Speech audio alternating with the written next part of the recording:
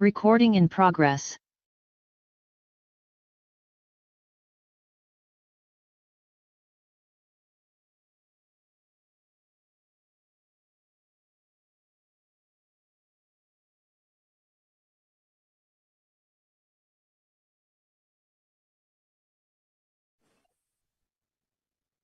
Good morning, honorable members of the Select Committee. Let me also greet the officials from the department, our support team in the NCOP Select Committee of Cooperative, Public Service and Administration, Human Settlement and Water and Sanitation.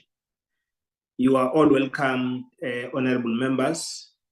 We'll start our meeting by confirming if there are apologies that are forwarded before us. Mr. Manele, are there any apologies? Yes, good morning, Chair. Chair, only apology received is from the your Chief volume. Whip. I don't know whether it's my gadget or it's your volume on your side. Okay. Can you hear me? Am I audible, Chairperson? Yes, you are audible, yes. Yes, I was saying the only official apology tabled is from the Chief Whip, Honorable Moiman. Thank you very much, Chair. Thank you. It's Honorable Moimank and the Minister and Deputy Minister and the DG of the department who indicated their non-availability. And we have noted as a result, this meeting was scheduled to have 3 items. The committee, in our conversation through our page, we have come to a conclusion that the 2 items should be deferred because we need an interface with the political leadership of the department, the minister, to be part of that meeting when we discuss the review on WhitePaper and the funding for municipalities. So those 2 items have been requested to be deferred so that we have the minister with us to engage politically, because we are politicians. We'll need to engage with another politician at the level of the department as a political head of the department. So with that being raised, but we'll request that there is a mover for the adoption of the agenda with those amendments and the seconder respectively.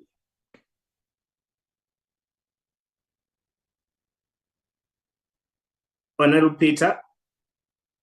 I move, Chair, for the adoption of the agenda. Thank you very much. Honorable Peter moved. Any seconder? I'll second, Chair. Thank you, Honorable Berenhorst. Seconds. So those 2 items are formally deferred to the next engagement with the minister. So we are remaining with 1 item on the briefing on the object of Intergovernmental Monitoring and Intervention Bill, which will be done by the departmental officials. Then we'll look at the minutes immediate after that. I'm not going to be making any input. I'll just request the department to come in and present, because members will have to fetch the bus at 12. And we need to be there and be ready for the debate at 2 o'clock. So let me hand over to the departmental officials to lead us on this item. Thank you.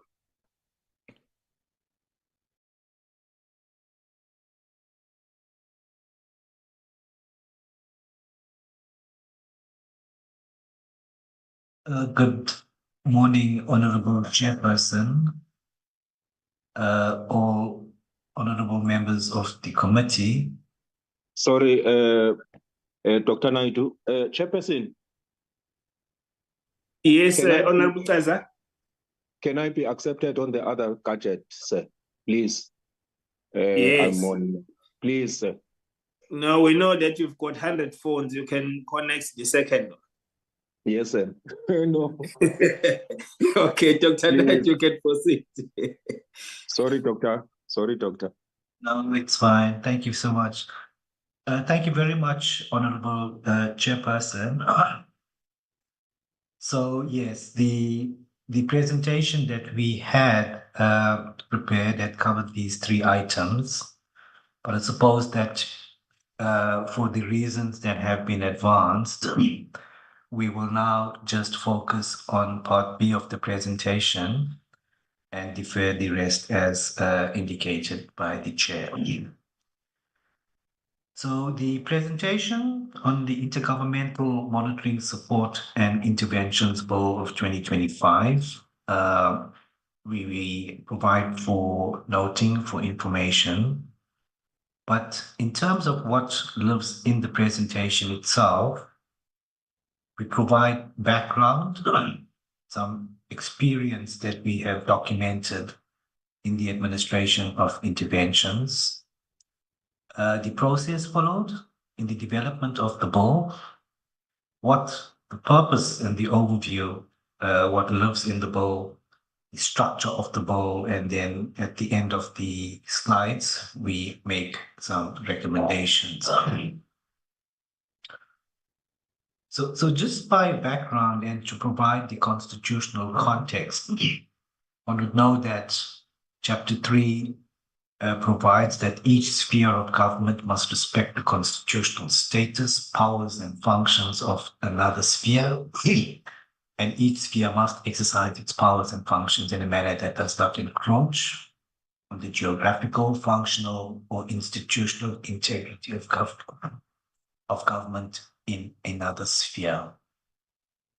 Furthermore, in sections 100 and 139, it is provided for in the Constitution that there needs to be safeguards, checks and balances in the governmental system when one sphere of government cannot or is unable to discharge its executive obligations in terms of the Constitution or legislation. So these provisions draw directly from the Constitution.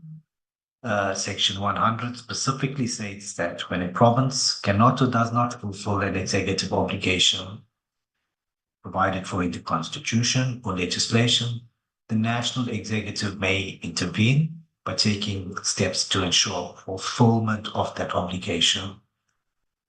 The same provided for in Section 139, but now relevant to a municipality. The national legislation that we are now looking at, the IMSI, the Intergovernmental Monitoring Support and Intervention Bill, derives from those provisions that have been cited in the Constitution. On the extreme right, you would see that to date, we have documented 24 interventions in terms of Section 100 of the Constitution, and then 217 Section 139 interventions. The empirical evidence that we indicated that we have documented through this process ever since the initiation of interventions, we've noted that there have been difficulties by provinces in interpreting what constitutes an executive obligation in terms of the Constitution or legislation. We've noted that there have been limitations of Section 1391, where it comes to the failure to fulfill an executive obligation, would lead to difficulties in interpreting when an intervention is permitted and what steps must be taken or what steps are permitted.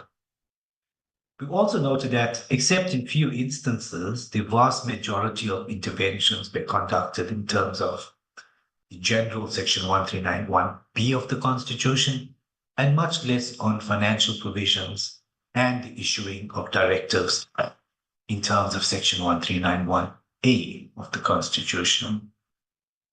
We've noted also that there have been difficulties experienced with regards to the computation of time as to when an intervention has actually begun, but also noted that there has been little indication that provincial legislatures exercised oversight over the Provincial Executive Committee actions in terms of Section 139 of the Constitution. Noticed also that some provinces have been unable to submit regular progress reports and the final closeout reports once an intervention had ended, but noting also that resistance and obstructionist tendencies from councils and employees, to the extent that there is no cooperation and at times bordering on illegal activities, to the extent of even going and destroying documentation and the issuing of illegal instructions to other officials against that which the administrator would be permitted to do.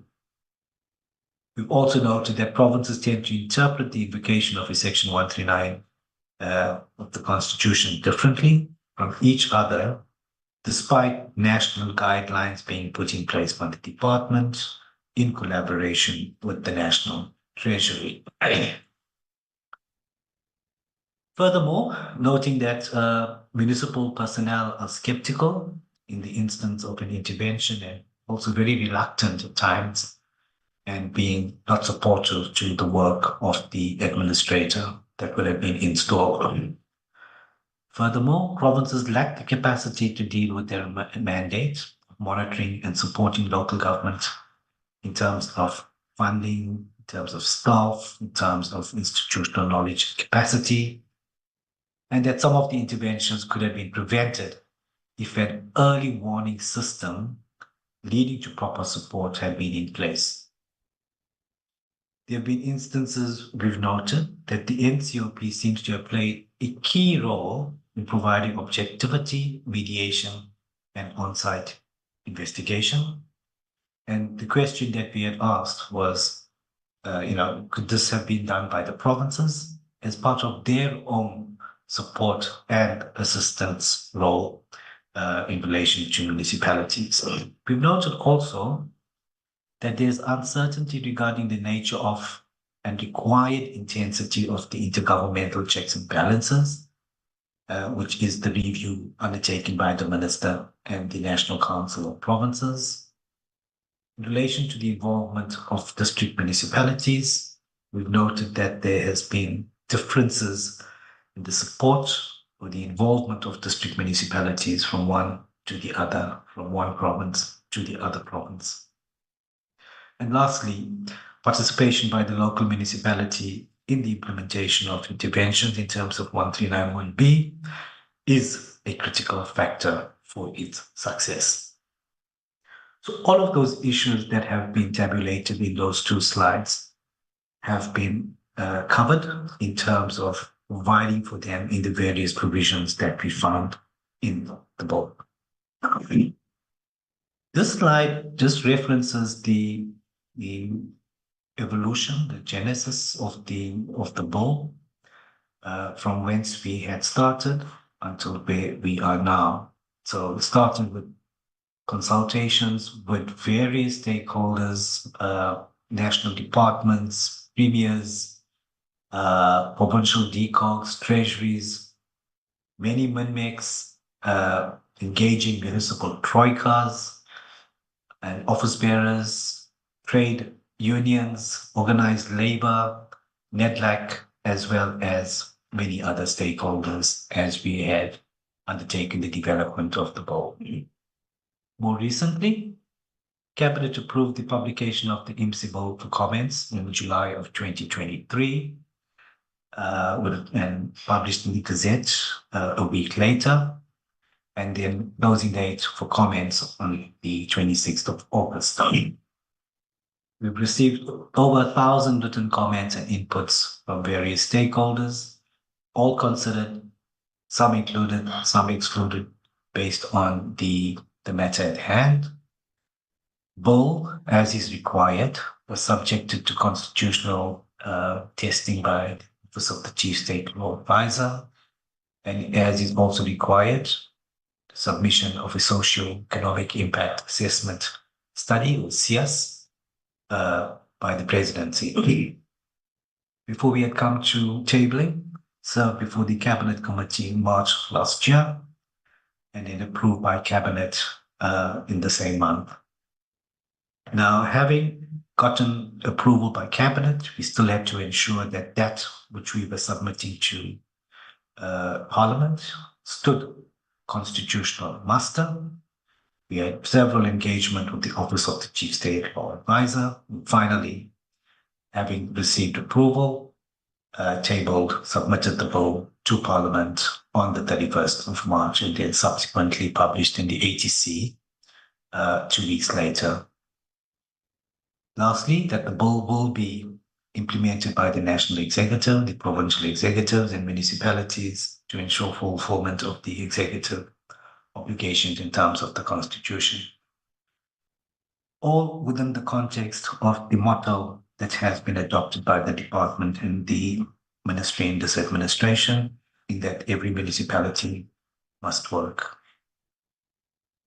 This slide provides at a very high level, as summarized as possible, the purpose and the overview of the bill. So firstly, the purpose, and we've broken it down in terms of the long title in the bill. To firstly, regulate the implementation and the processes provided in sections 100 and 139, provision of targeted support to provinces and municipalities that need support, the provision for monitoring and of provinces and municipalities as to fulfillment of the executive obligations, the provision of alternative steps to interventions to induce compliance by provinces with their executive obligations, to provide for appointment of administrators by the intervening national or provincial executive, and then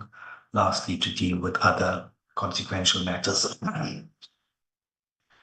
The right-hand side block gives a very high-level overview of each of the 7 chapters in the bill. So chapter 1 dealing with the definition of key concepts, chapter 2 dealing with the national monitoring of provinces and support to be provided to provinces, and exactly what lives in that chapter is summarized on the right-hand side of that table. Chapter 3 dealing with processes on national interventions in provincial government departments. Chapter 4 dealing with national and provincial monitoring and whether municipalities are executing their executive obligations. Chapter 5 dealing with provincial interventions in municipalities, and then Chapter 6 dealing with the appointment of administrators or national and provincial executive representatives in provincial and municipal interventions. Now, if one wants to get a picture of how the bill is constructed, this slide gives one that picture. So again, showing the 7 chapters that are in the bill. We provided some color coding to show some alignment. For example, when you look at chapter 2 and chapter 4 of the bill, both color coded in yellow, but the difference is that chapter 2 deals with the monitoring and support of provinces, and chapter 4 deals with the monitoring and support of municipalities. Same kind of logic when you look at chapter 3 and chapter 5. Chapter 3 deals with national intervention in provinces, and chapter 5 deals with provincial intervention in municipalities. Now, each of the chapters have different parts to it and also alignment. So if you look at chapter 2 and the 2 parts that they have there, the first part deals with the fulfillment of the provincial executive obligations, and then the parts 2 in chapter 4 deals with municipal executive obligations. Chapter 2 deals with national support for provinces in need, and then chapter 4 deals with the second part, national and provincial support for municipalities in need. So too with chapter 3 and chapter 5. So the 9 parts in chapter 3 are replicated in chapter 5, with the addition of one additional part in chapter 5 dealing with municipalities, which deals with the dissolution of municipal council. So, Honorable Chair, honorable members, this is a picture which unpacks the various provisions, chapters, and parts in the bill. On the top right-hand corner, you would see that we have highlighted some of the definitions we thought pertinent to the discussion and which are then unpacked in the next slide.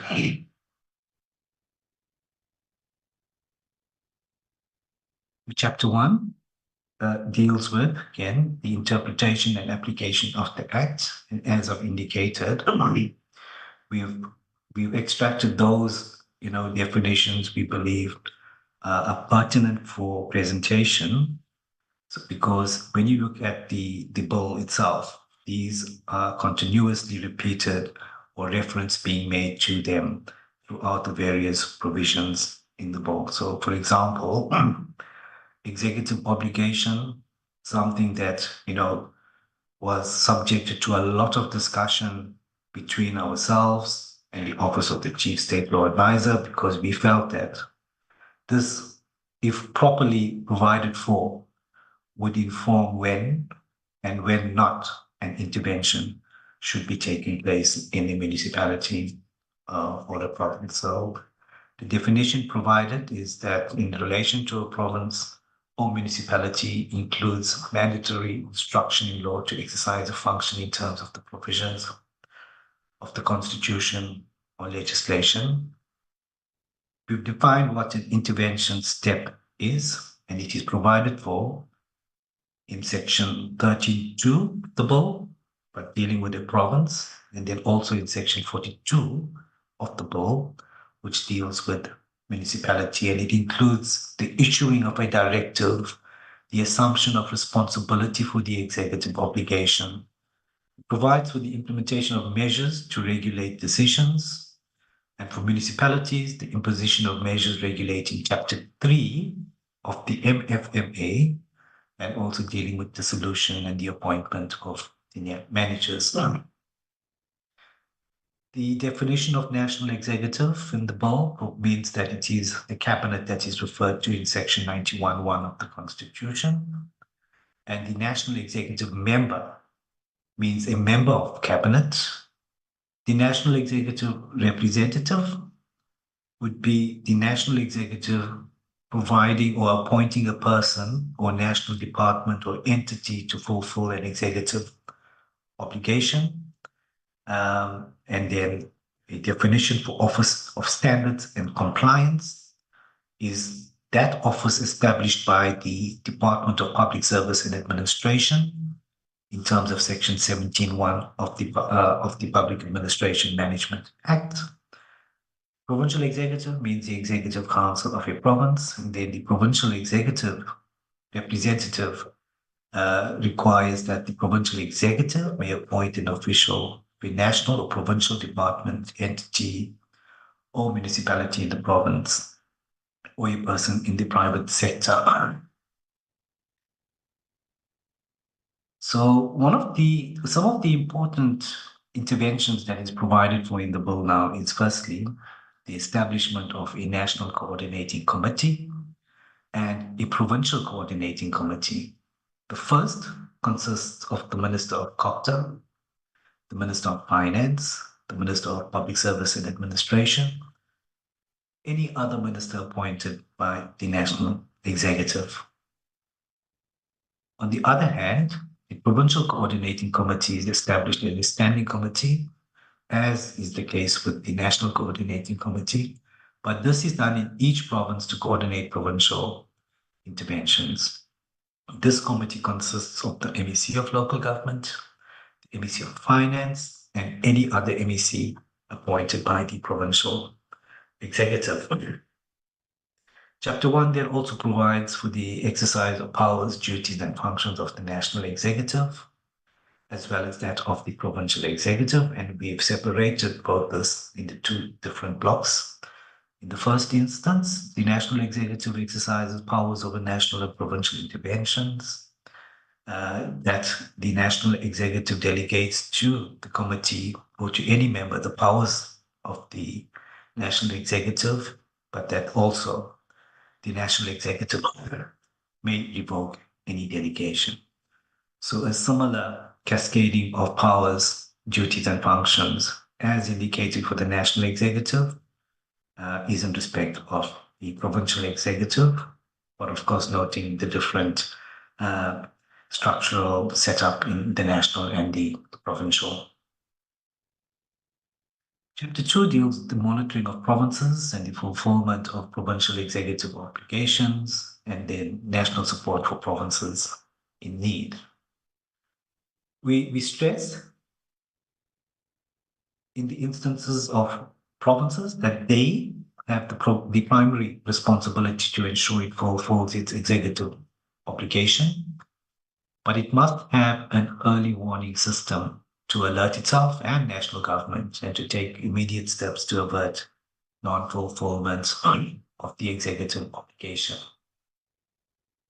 The Minister of Public Service Administration, and you will see that this is specifically provided for in the PARMA, through the Office of Standards and Compliance, must establish a monitoring system to monitor fulfillment of the executive obligation. In fact, the department, COPTA, have begun engaging the Department of Public Service Administration to ensure that this office, or steps are taken to ensure that this office is in place, so that at the instance that the bill becomes an act, that office is up and running and able to do that which would be required of it. Provinces needing assistance must formally request support through the Office of the Premier to the National Executive Member, and the National Executive Member given 3 months to prepare a detailed support plan. And if no response is received from the National Executive Member, the Premier may request the President for additional support. Chapter 3 deals with national intervention in provinces, and it is made up of, as I've indicated in the graphic slide, 9 parts, starting with decision-making processes, the directives to provinces, and then ending up with miscellaneous provisions. In summary, just this chapter requires that the relevant national executive member to request the National Coordinating Committee to consider an intervention. And once it is approved, an intervention plan is developed. Provincial officials who obstruct or cause maladministration may be suspended and their duties reassigned. Provinces are also required to cooperate with the intervention. The National Treasury may designate accounting officers or authorities if vacancies or suspensions occur. The Minister must notify the province and the NCOP of the intervention, and the NCOP must approve the intervention within 6 months or 180 days, or it lapses. Interventions must be reviewed at least quarterly. Based on reviews, they may be revised, extended, or terminated. When objectives are met, interventions must be formally terminated and reported to stakeholders. Provinces must operate within the law and avoid undermining national interventions. Chapter 4 deals with monitoring and support of municipalities, made up of these 2 parts. And in summary, like provinces are responsible for fulfilling the executive obligations. In this case, municipalities are primarily responsible for fulfilling their obligations under Section 152 of the Constitution. Here too, they must implement an early warning system to detect and report risks of non-compliance to themselves, the province, and the minister.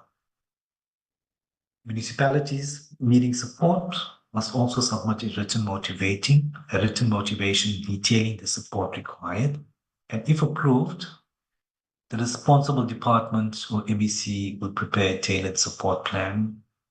Requests outside a province's competence must go through the MEC through to the relevant national department. National or provincial departments may offer guidance, advice, or temporarily assign specialist support depending on available resources. If a province detects a failure or risk failure in a municipality, the MEC responsible for local government must assess its severity and then inform the minister. The minister is then required to consult with the Premier and the MEC and take steps if municipal failure is confirmed.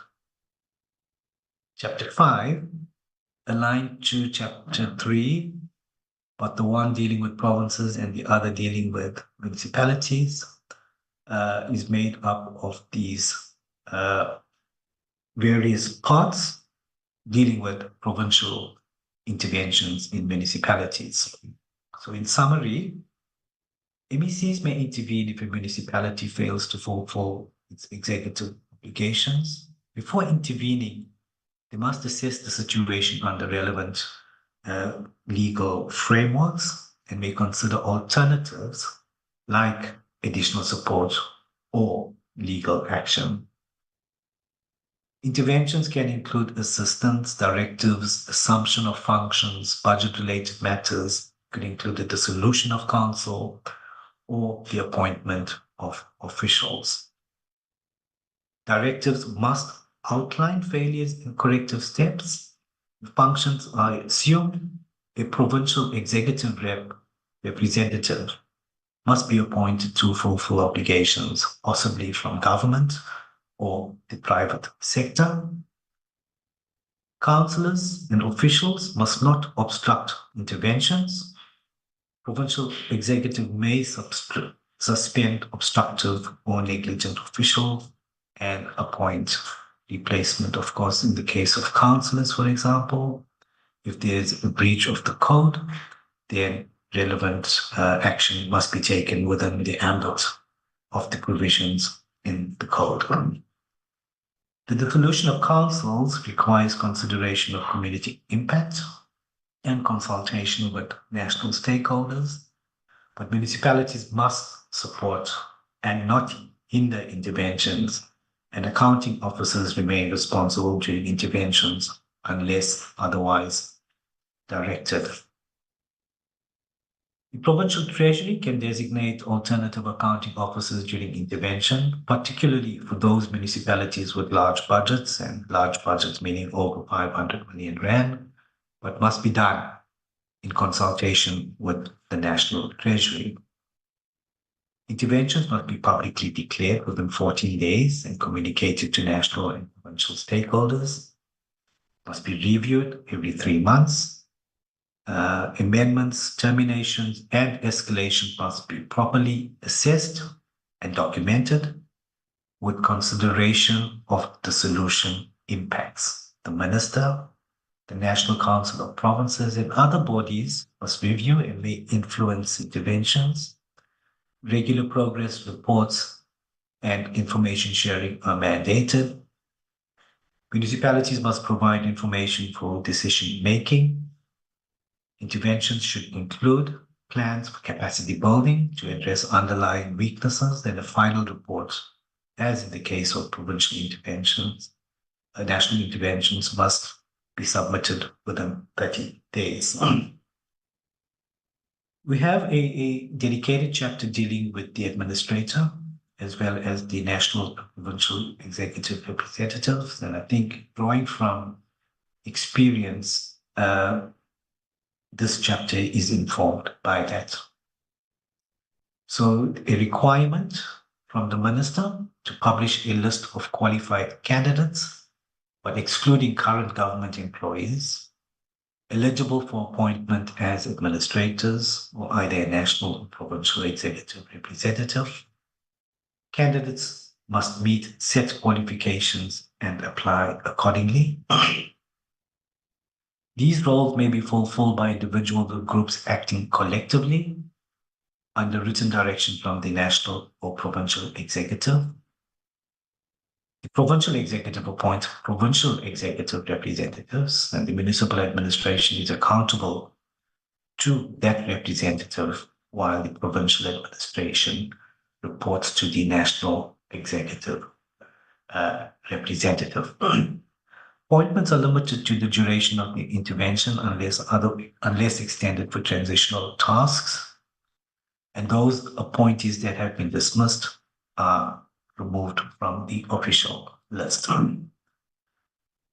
Appointees must receive written mandates and terms of reference from the relevant executive, which must define their authority and responsibilities under various intervention types.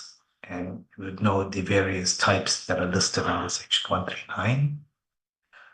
Appointees must report back to the appointing executive on intervention outcomes and advise whether the municipality or province is capable of fulfilling its obligations independently thereafter. Just in terms of some of the miscellaneous matters dealt with in Chapter 7, firstly, the intervening national or provincial department covers the cost of appointing administrators or national reps or provincial reps, but may recover these costs from the relevant province or municipality, as the case may be.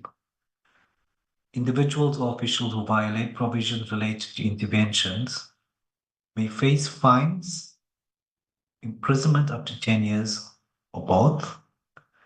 The Minister of Cooperative chairs the National Coordinating Committee, which is supported administratively by the department. And the provincial coordinating committees are co-chaired by the MEC for local government and the MEC for finance, with support from the relevant provincial departments. National executive members must enter into MOUs with their MEC counterparts, outlining responsibilities, coordination through intergovernmental fora, and any prescribed matter. And the minister may issue regulations consistent with the provisions in the Act and must consult the Minister of Finance for matters affecting the Public Finance Management Act or the NFMA. Honorable Chairperson and honorable members of the committee, it is recommended that you note the provisions in the bill, and that, of course, the department will be ready to support the technical level when the time comes to do so. Stop here, and back to you, Honorable Chairperson. Thank you very much, Dr. Naidu. The presentation is really responding to many questions that honorable members have been asking, even during our oversight visits in Free State. SALGA have been consistent in raising this question: when is this bill coming forward for consideration? So we are really welcoming the presentation. I'm now going to request members to ask clarities, questions. Of course, we'll still have another opportunity when we are processing the bill for you to make comments in order to effect those changes that or amendments or anything that you feel that is lacking on this proposed bill. Let me take hands, honourable members. Let me note hands. Honorable Nzimande, you are the first one, followed by Honorable Skirkocher, Honorable Ceza, Honorable Peter, Honorable Badenhorst. Those are the hands for now that I have. Yeah, let's move in that order. Let's start with you, Honorable Nzimande. Thanks, Honorable Chair, and good morning. The first question relates to whether risks coming with interventions by provinces, the MEC and Treasury, have been identified. Because, for example, we will have a situation where you have a different leader of government in a province and a different at a level of a local or municipalities, which there might be power struggle and interventions be made not necessarily on the basis of service delivery, but based on political reasons. But the second question I have relates to on proper application of this bill. Are there no overlap in the view of the department between the interventions as expected in Section 154 of the Constitution and what now is detailed to cover Section 100 and 139? The last question, Chair, is in relation to the issue of the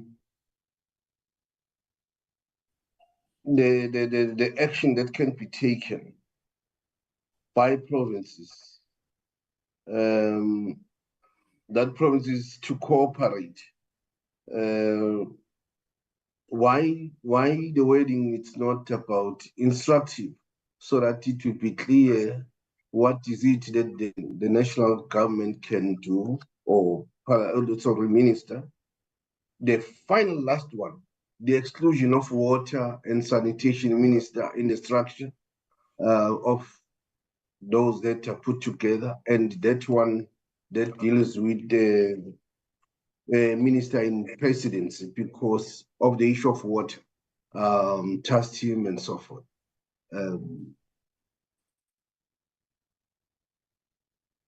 Thank you, Chair. Thank you. Thank you, Thank you, Honorable Zimande. The next member is Dr. Skip Kocher. Thank you, Chairperson. I must actually ask Honorable Zimande, the MK camouflage that he's wearing is even working on the virtual platform. You can't always see him. That's somewhere else. No, he's still protected. Yeah. He's protected. Anyway, Chairperson, let me get into this. I welcome the presentation, and I actually want to just take lead of your comment that we will be eventually able to submit our final amendments or proposals. So I'm not really going to then give too much, because we will be able to do that, and then otherwise this exercise will be duplicated.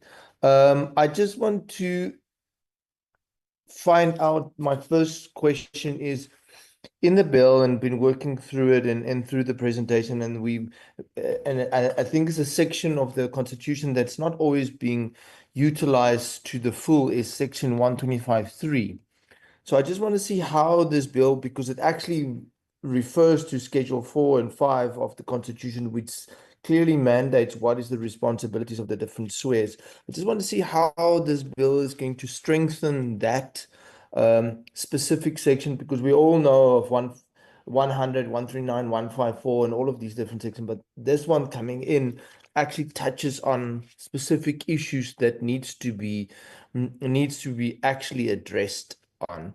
And then my following question is, I just want to find out, I find it very difficult in this presentation, in the bill, to see the logical flow of the different clauses, because some of them are very long-winded and vague, and then and the bill presents very much a bureaucratic, how's the word, bureaucratization of a simple constitutional provision for support and intervention. So I feel like the bill a bit confuses what is intervention, what is the blurry lines between monitoring, support, and intervention. So I don't know if there could be clarity on that, or maybe when we submit our amendments to this bill. And then my last thing, Chairperson, is just I think it's clause 25, 26, 27, where you talk about the regulation of the intervention. It says that submit the copy of such notice to the National Council of Provinces with 14 days after the date contemplated in section 33E. But I don't see there's no such clause in the bill. So I just want to find out some clarity, and then the rest of the amendments and changes we will submit. And I want to know, when will that be, when we will be able to submit these amendments or contemplate them so that we can process them. And that is it from me. Thank you. Thank you, Honorable Skill Coher. The next mem. Okay, let me allow the department to respond to these two members' questions. Then we'll proceed after that. Thank you. Thank you very much, Honorable Chairperson, and Honorable Nzimande and Honorable Skill Coher for the questions. I am supported by a team. I'm going to ask Mr. Kasi to ready himself to respond to the issues raised by Honorable Nzimande, and maybe pick up one or two issues raised by Honorable Skill Coher. But as he does that, Honorable Chair, I think it's important to note that one, we have briefed the portfolio committee in relation to the bill. So pretty much the presentation that we have made here, we have made to the portfolio committee on COPTA. Now, secondly, that being the case, and in terms of the processing of the bill through Parliament, the version that we have before us today could or could not change drastically in terms of the processing. So it could be that the portfolio committee could schedule engagements, stakeholder engagements, inviting comments on the bill, undertaking public consultations, and the magnitude of that could be small, it could be large. But in terms of all of those consultative processes that would be undertaken, it could result in that which we have here today. Could be much different from the time that the committee, the portfolio committee, finalizes their process and then hands over the bill to the select committee for further processing. So I think it's important to note that in terms of the way the legislation would be processed through Parliament. That said, let me hand over to Mr. Kasi to respond to the issues that have been raised. Indeed. Thank you very much, Dr. Naidu. Thank you very much, Honorable Chair and honorable members of Parliament. Yes, indeed. One or two on the responses. There was an inquiry as to if the bill's provision are used for the purposes that are not supposed to be. That is to say, if the provisions of the bill are used for nefarious or spurious reasons, it's definitely for the minister and the NCOP as the approvers or disapprovers of this intervention. To can disapprove the intervention based on those spurious reasons. That is to say, if the intervention doesn't satisfy the constitutional criteria, indeed the minister or the NCOP will be inclined to disapprove that intervention. There is this the inquiry on the exclusion of the Minister for Water Affairs. Honorable Chair, you would recall that when Dr. Naidu presented, there was a structure that is created for overlooking or overseeing the intervention, which is National Coordinating Committee. Now, obviously, it's our minister is the Minister of Finance and the Minister of DPSA, who will be responsible for personnel issues. Our minister responsible for IGR and cooperative governance matters, and the Minister of Finance will be responsible for budgetary issues and all those kind of things. But then it does allow for inclusion of another minister who's having interest in the intervention. So should the Minister of Water Affairs be the one who's called upon to, deal with water issues, it's definitely will be the National Coordinating Council will definitely invite the Minister for Water Affairs.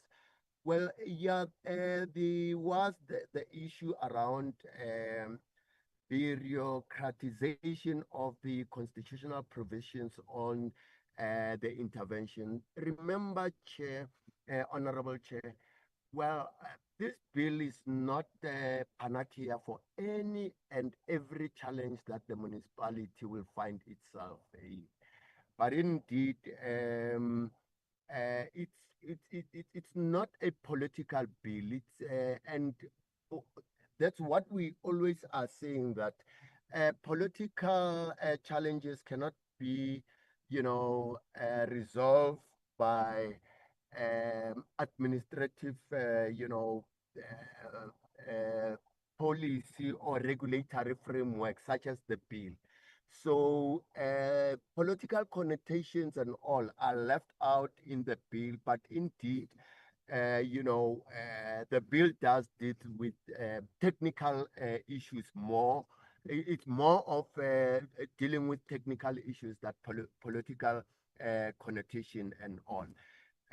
Well, I was not too sure, the last part, Dr. Naidu, I was not too sure of the reference to section 125 regarding the, I think it's in regard with the, cabinet structures, as to how cabinet structure it's like in relation to dealing with the intervention. With that, I hope I've touched on some of the issues that have been raised. Thank you very much, Honorable Chair.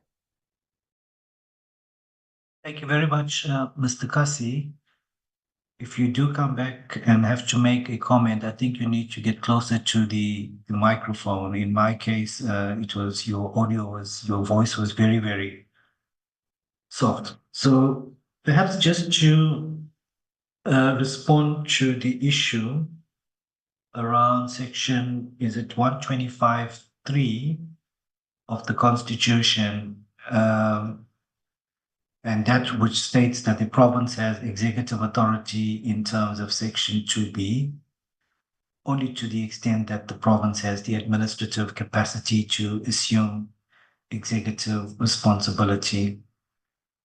I'm not sure, Honorable Skir Hochhold, whether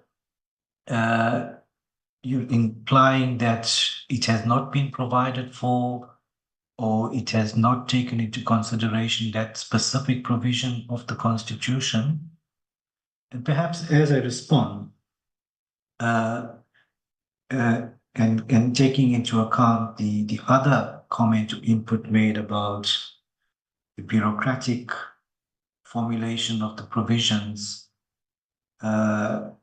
giving impetus to the simplified provisions in the Constitution, I think it must be noted that, what we're trying to solve here is informed by, and like I said, a very, very comprehensive process of consultation, a very, very in-depth analysis of the various interventions. And I think in the second or third slide, at least in the instance of provincial interventions, there have been over 200 such interventions that we have looked at, the manner in which it unfolded, the experience deriving from all of that to inform the provisions that we have in the bill.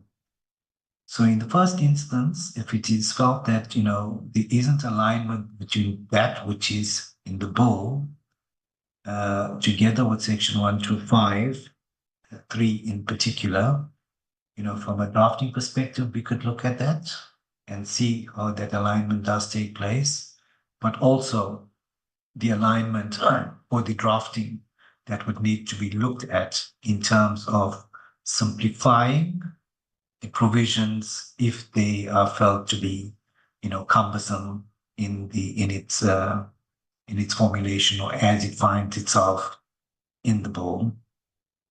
I think, and perhaps just the last point around the exclusion of the Minister of Sanitation and Water, and I think rightfully indicated by Mr. Kasi, the National Coordinating Committee, and as provided in the presentation and in the provisions in the bill, any member that would have a line function responsibility in relation to the intervention could be part of that National Coordinating Committee. So it may not be expressly stated in the provisions in the bill, but if it impacts that line function minister, that minister would be part of the NCC. Honorable Chairperson, we hand back to you. Thank you, Dr. Naidu and the team. The next member now is Honorable Teza. Oh, thank you very much, Chair. Thank you, Doctor, for the presentation. Good morning, colleagues. I just wanted to check in terms of your stakeholder engagement and consultation, because it is worrisome from our side that any consultation cannot deal with the gaps that are pertaining to the visually impaired people in South Africa that must maximally participate in any bill to ensure that all South Africans are involved. There are 700 to 1 million people that are visually impaired, and therefore in terms of consultation of stakeholders, have you considered that particular mechanism of consultation to involve those with disabilities, Chair? The second being post-intervention impact assessment and the involvement of traditional leaders in effecting maximum participation in light of the needed equitable support mechanisms that provide, that prioritize the poor and rural municipalities. Can the doctor explicate as to how the bill seeks to achieve this? In terms of Chapter 1, Chairperson, as it lays the foundation for the bill through a definition of key concepts, our question, Chair, on as to why does the bill fail to include perhaps the definition that speaks to community participation, public audit committees, and ward committees, or service delivery failures rooted in corruption, despite these being the practical causes of most interventions, Chair. Chapter 2 speaks to targeted support. I need clarity, Chair, in terms of the criteria for deciding which municipalities or provinces receive targeted support. Is this data-driven or politically motivated? How does the bill ensure that targeted support is not selective? And then in terms of oversight, monitoring, what in departments normally, even when I'm in class, there's this interrogation as to why the departments have little monitoring teams. What capacitation of monitoring teams does the bill seeks to correct in the departments with regards to who exactly monitors the provinces and municipalities and how their independence from executive ensured in terms of monitoring, Chair. And then is there any evidence therein that previous inducing measures like directive support visits actually work?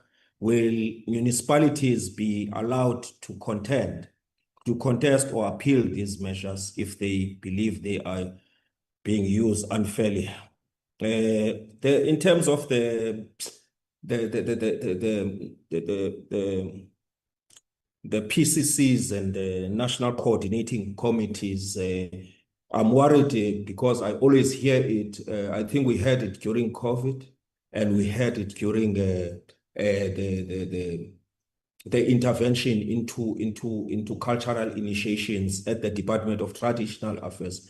But how do you ensure the effectiveness and the report back on timeous basis, on quarterly basis, in terms of the effectiveness of the intervention in terms of this bill, Chair? I think that is my cutting short, and thank you very much for the time, Chair. Thank you so much. Thank you, Honorable Peter. Thank you, Chair, and the team as well. Good morning. Based on your presentation, that you know where the buck stops, I just want to find out what is the root cause of these bills to delay so long.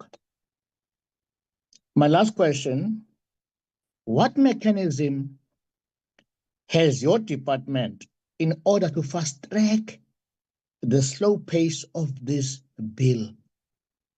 I thank you, Chair.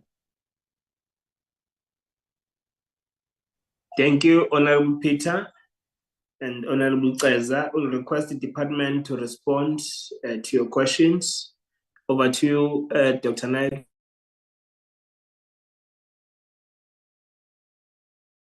Thank you very much, Honorable Chairperson. I think while I request Mr. Kasi to prepare himself to respond to some of the issues raised by Honorable Ceza, let me respond to Honorable Peter.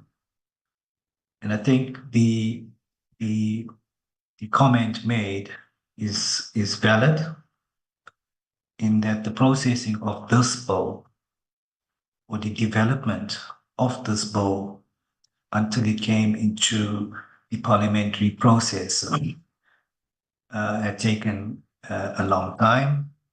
And I suppose it had taken such a long time because of the sensitivities attached to providing for legislation that unpacks sections 100 and 139 of the Constitution. So the development of the bill gives impetus to those two provisions. Secondly, and I think it is common knowledge, that the issue of interventions, particularly constitutional interventions, can be quite a loaded matter. Quite loaded in the sense that there have been instances where interventions have taken place, but later on, it being subjected to various matters, including court processes, we have seen that such interventions have been found wanting, and in certain instances, reversed. Now, noting those things, those considerations, one had to be absolutely on the mark when it came to processing and finalizing this bill. If you look, for example, at the very early slides of the presentation, Recording stopped. you would have noticed that at the instance that Cabinet had approved the submission of the bill into Parliament, it had taken close to a year before it was submitted to Parliament. And the reason for that is that each and every provision in the bill had to stand constitutional muster before the bill could be processed. And of course, there have been many engagements between the department and the Office of the Chief State Law Advisor in that time, trying to clarify some of the provisions. And I think one of the provisions that really consumed our time was the issue of arriving or settling a definition of executive obligation. So, in large, Honorable Peter, those would be some of the reasons as to what caused the delay in the processing of the bill towards Parliament. Your second question in relation to fast-tracking the bill now. So, of course, Parliament, since the beginning of April of this year, has become the custodian of the bill. It is now in the hands of Parliament to take it through the various processes, starting with the Portfolio Committee, who have commenced with the work by virtue of us presenting this to them.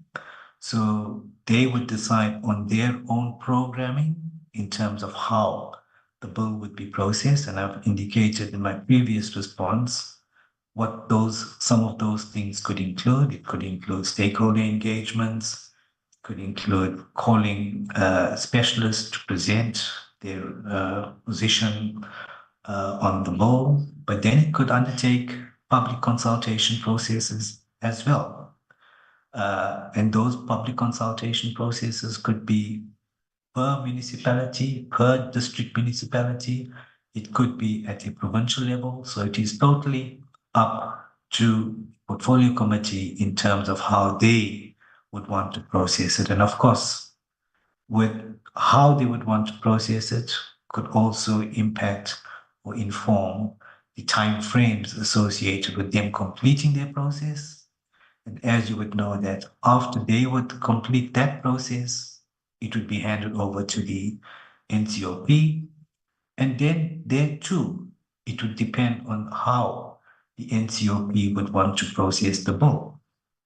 Remember, at the instance it is received, it is submitted to the provincial legislatures. And even at that instance, it depends on how the provincial legislature wants to process it.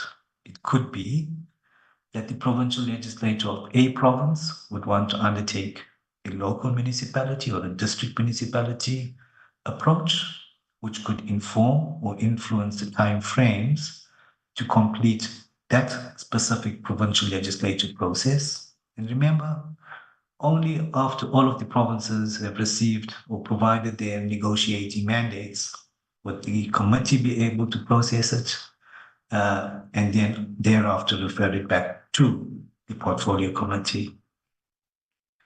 Perhaps to give you an indication of the time frames for the Municipal Demarcation Authority Bill introduced in Parliament in 2022, and we are still in the process of having provincial interactions and engagements on the bill. So mentioning that to give you an essence or a sense of how long the processing of the legislation could also be taken in Parliament. I'll pause there, invite my colleague to respond to some of the issues raised by Honorable Teza. Honorable Chair, I'll come back thereafter and then hand back to you. Mr. Kasi? Dr. Naidu, thank you very much, and indeed, Honorable Chair. Thank you.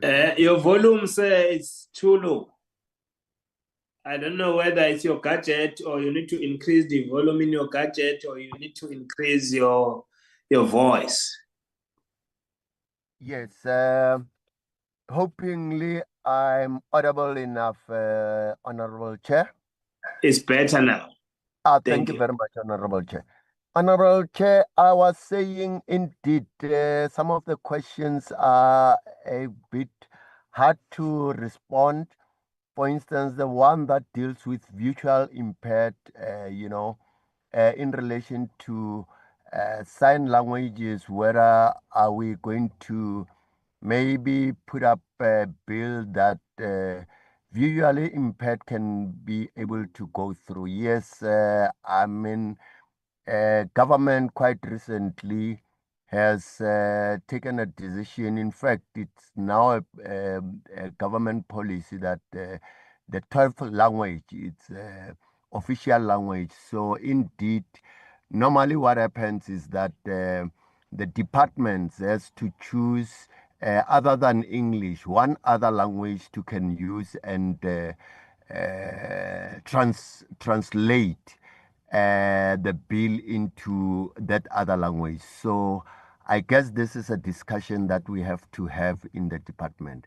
Regarding the post-intervention, quickly just to indicate that the bill also does allow for aftercare of the intervention. And what normally happens is that when there is a revocation of an intervention, more often than not, basically, it's not like there will just be revocation and leave everything behind. But normally, there at times there would be issuing of directives to deal with matters that are still outstanding, and at times, sometimes the administrator or the national or provincial executive representative would be given like extension to can monitor whether all the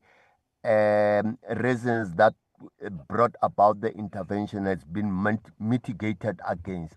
But indeed, around the involvement of traditional leaders into interventions and all, I think this can be linked to the Structures or Systems Act that provides a role for traditional leaders to be involved in municipal council and so on. On community participation issues, I think indeed this is an important matter that in our problem statement also we did basically like detect this as a challenge. Now, when there is an intervention, basically what normally would happen is that the province or the national government is supposed to publicize the intervention itself. And indeed, in a way, publication of this would involve community participation. The last one, basically, Chair, it's on targeted support. Indeed, targeted support is additional support that is provided in terms of Section 125 of the Constitution towards the provincial government and 154 of the Constitution towards the local government sphere. Now, what we mean about this targeted support is that a municipality, for instance, will identify the gap in terms of what they don't have. They would then submit if that power can be derived from maybe a national department like water and sanitation department. Then the municipality will write to the MEC motivating for support that the municipality is requiring. The MEC then will look at that submission and indeed, with variance or not, will then allow the submission for a request for support from Water Affairs. And indeed, that has to have certain time frames. If, for instance, the Minister of Water Affairs doesn't respond within 3 months of the submission for request for support, that will be escalated at worst case scenario to the president. all depending on which sphere is intervening. Chair, I think you did deal with the issues of frustrating of this bill, but indeed the effectiveness of interventions, indeed, they will be undertaken. I mean, there are provisions around monitoring the implementation of the interventions themselves, and indeed was that quarterly reports and close-up reports will give us a sense of how effective were the intervention in that instance. With that, thank you very much, Honorable Chair. Thank you very much, Mr. Kasi. Perhaps to just amplify two issues that have been raised by Honorable Klesa. The one on the first point that was made around vulnerable groups. So on the one hand, I think we now provide that vulnerable groups with the reviews would be considered in the instances of interventions through the various provisions that we have in the bill.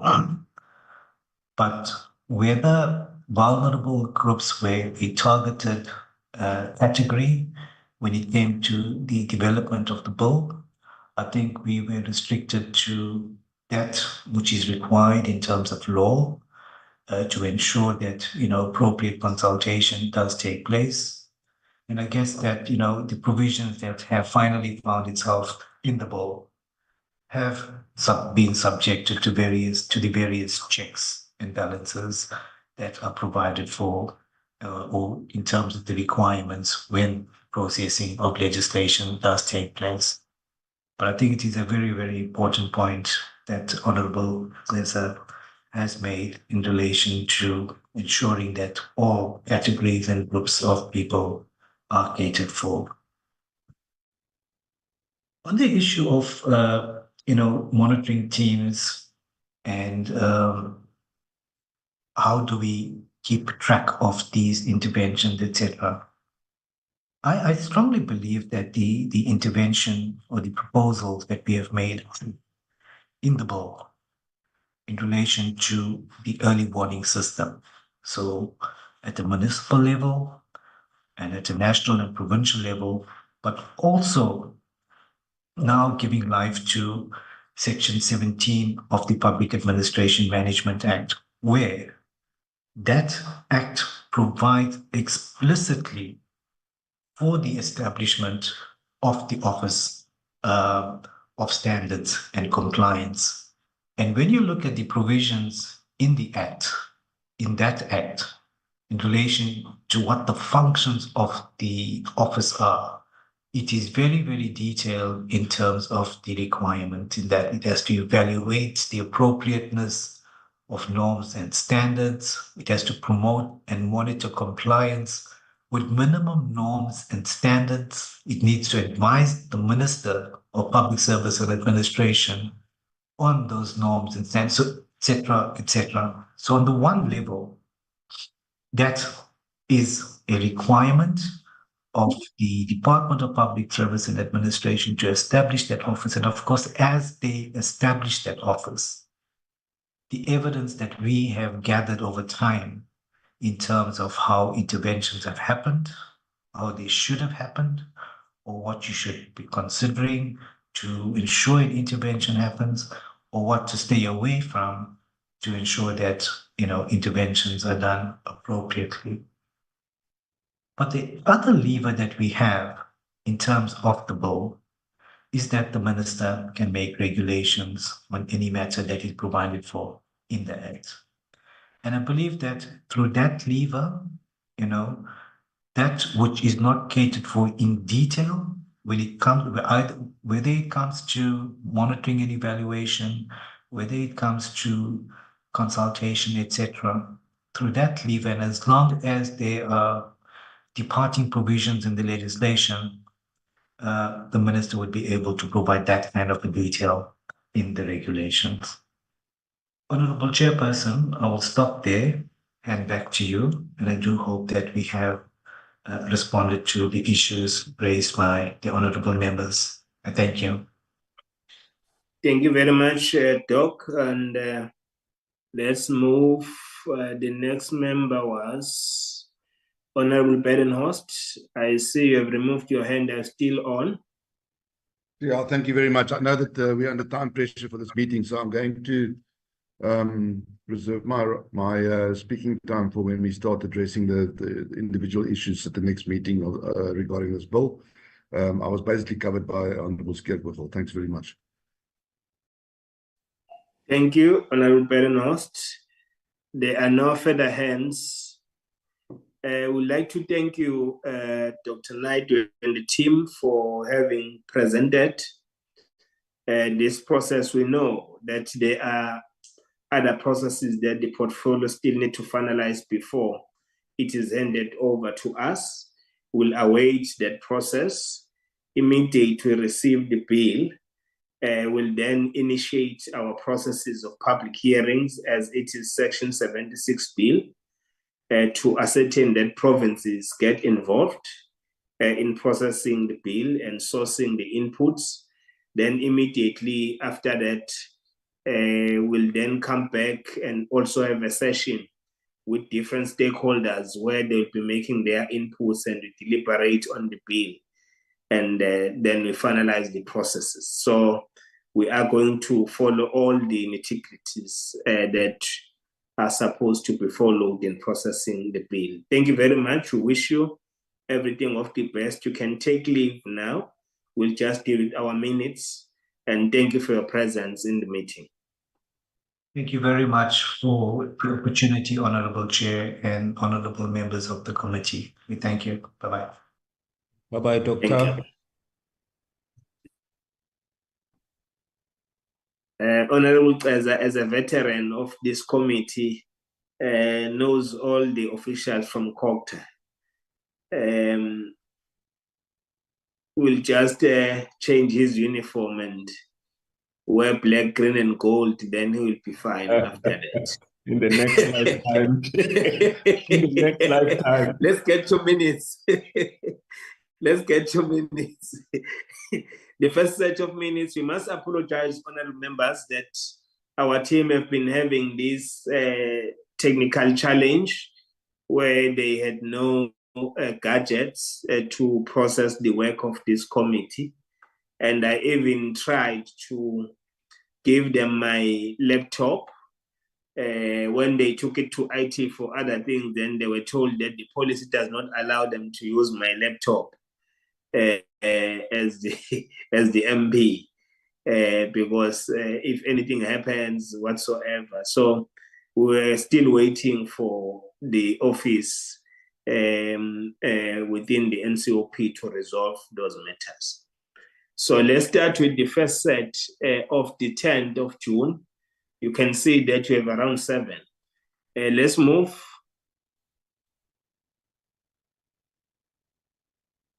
Members have received these minutes. I'm sure it was a big job for you as we are preparing for the debate to look for the minutes as well.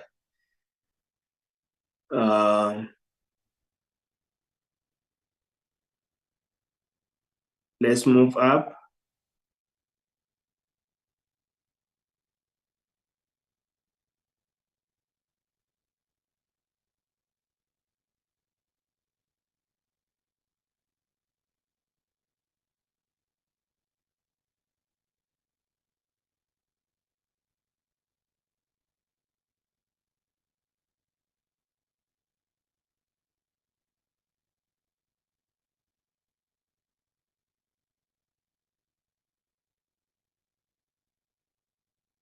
Yes.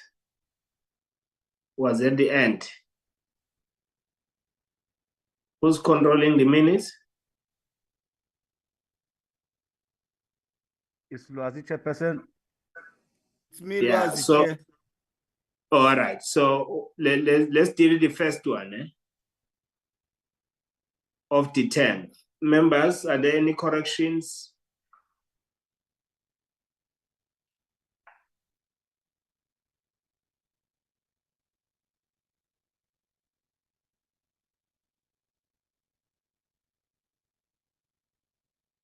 from your names here and your organization you belong to.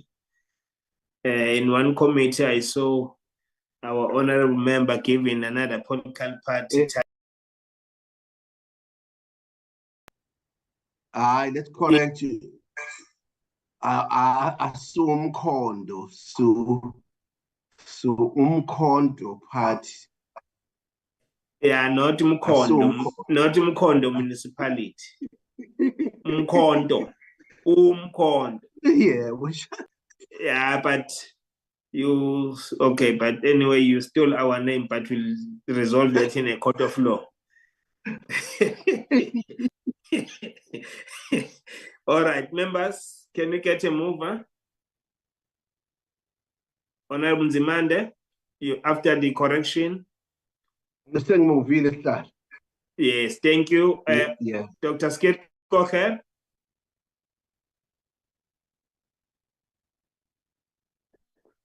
I can rely on the support for the Just hold on. Yes, Chairperson, I move for the adoption. Your support, thank you. The minutes are adopted. Let's move to the second set. Lwazi.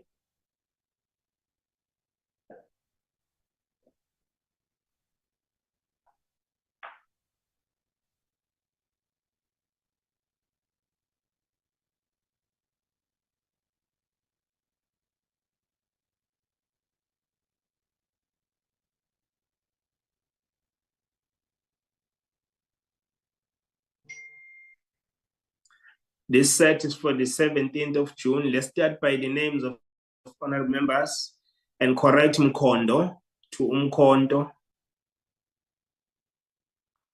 Umkondo wesizwe party.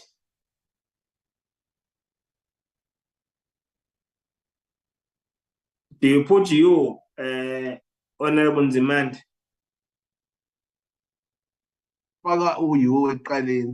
Yes, so you Umkondo.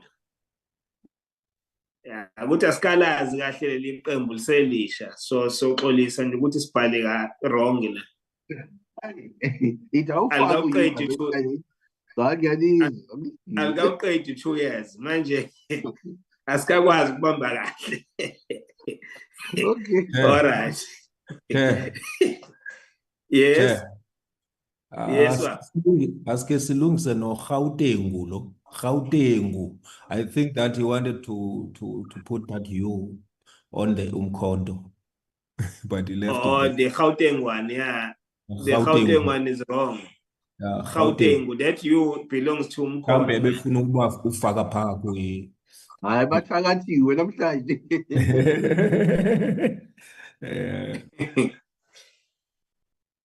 Okay. Now we'll look for all these small things after this as well. Let's move up.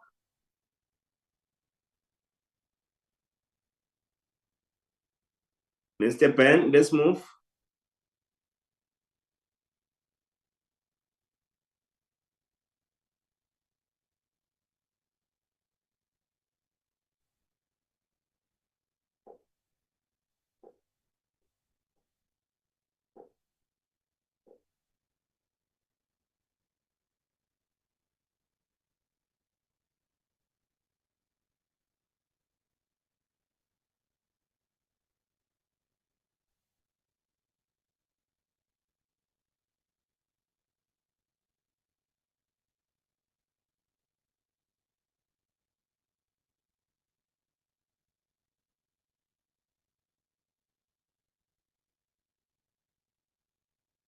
That was the end.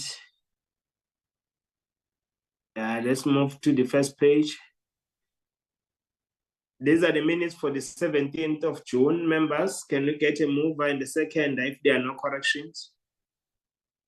Angisebenza ukumuva namhlanje ngiyamove. Babu Nzimande, Honorable Nzimande moved. Honorable Bedenhorst, seconds. Let's move to the next set.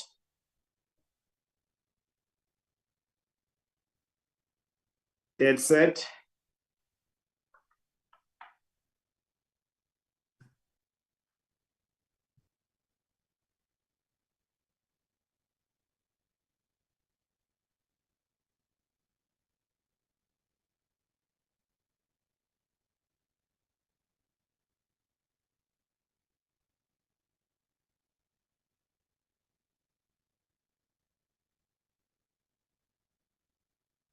These ones are for the 24th of June. Let's move up so that you can see our names there and political parties, whether they are written correctly.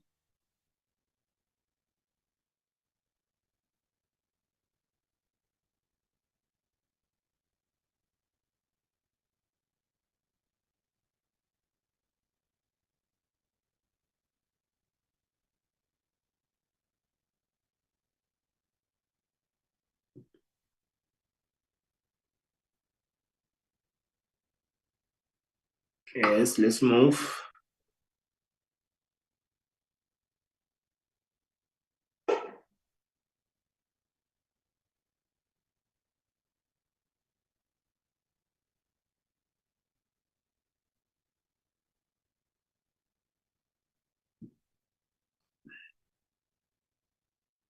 Okay, that's the end part.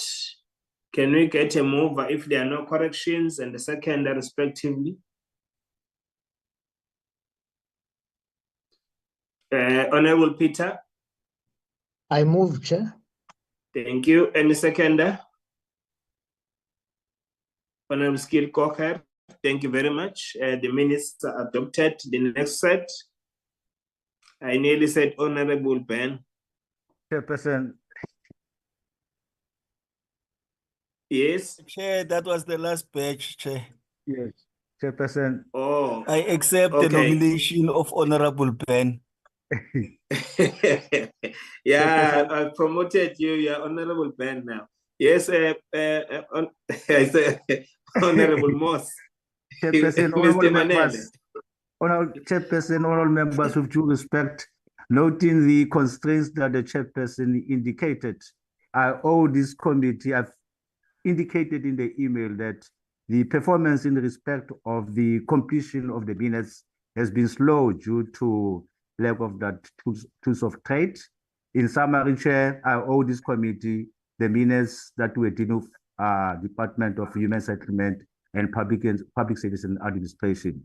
The commitment is before the end of business tomorrow, all that will be completed, Chair. I will try to negotiate with my daughter to make sure that I perform my parliamentary responsibilities. Thank you very much, Chairperson.